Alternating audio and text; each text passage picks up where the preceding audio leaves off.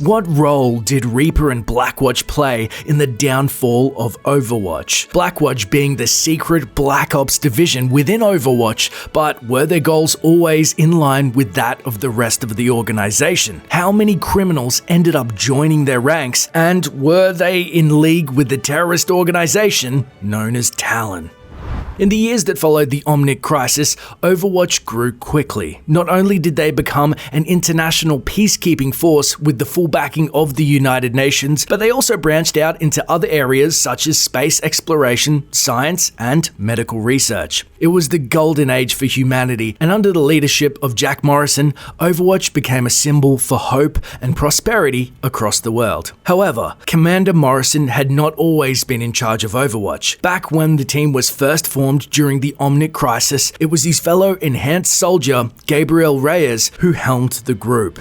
Although Reyes was the appointed leader, the other members naturally gravitated towards Morrison, and after they defeated the Omnic forces, it was Morrison who was put in charge and Reyes was pushed aside. At some point during Overwatch's golden age, a need for a covert ops division arose. Reyes was appointed its leader, and he began to recruit members into the shadowy organization. We know the group was fairly large, but so far we only know specifics on one other member, Jesse McCree. McCree was once a member of the Deadlock gang, but after he was arrested in an Overwatch sting operation, he was recruited into Blackwatch. McCree found himself quite at home. He appreciated the flexibility that the clandestine group had opposed to the bureaucracy and red tape Overwatch was held accountable to. However, as we know, Overwatch didn't last. During its final years, Blackwatch was made public, and along with it, stories of assassination, gun proliferation, coercion, kidnapping, torture, and even worse.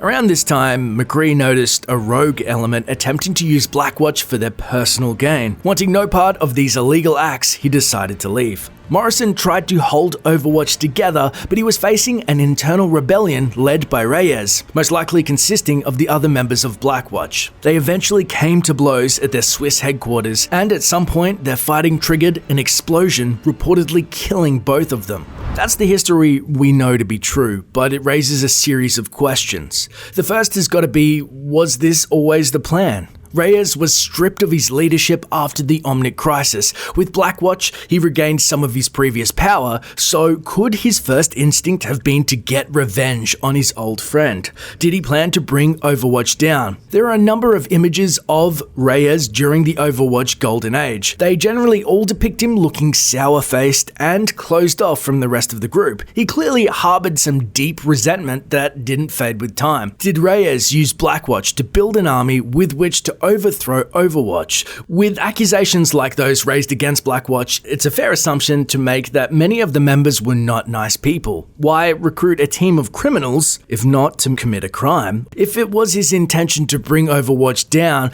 could the reveal of Blackwatch to the public have been on purpose? Perhaps Reyes and his men performed and documented those criminal acts not just for their immediate gain, but also to be used as a weapon, an insurance policy, perhaps in case Morrison tried to shut them down, and they used the smear campaign to shut Morrison down. And this raises a question: did Commander Morrison know what was going on? Blackwatch didn't spring from nowhere. Reyes even wears an emblem on his jacket, so it's a formation that must have been ordered, and if that's the case, surely the leader of Overwatch would have ordered it. Overwatch would have been subject to a lot of red tape. Perhaps Blackwatch was set up to cut through that tape and act where Overwatch couldn't. Reyes could have well kept Blackwatch's illegal activities a secret from Morrison, but he surely knew of their existence. He must have known the kind of people it was recruiting, so why didn't he stop them? Well, perhaps he did, and it sparked a rebellion. Could Morrison have uncovered Blackwatch's activities and confronted Reyes about them? Maybe Reyes released the incriminating evidence as a final strike against Overwatch.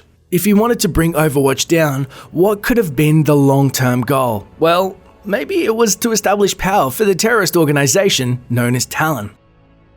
There are a number of connections between Talon and Blackwatch.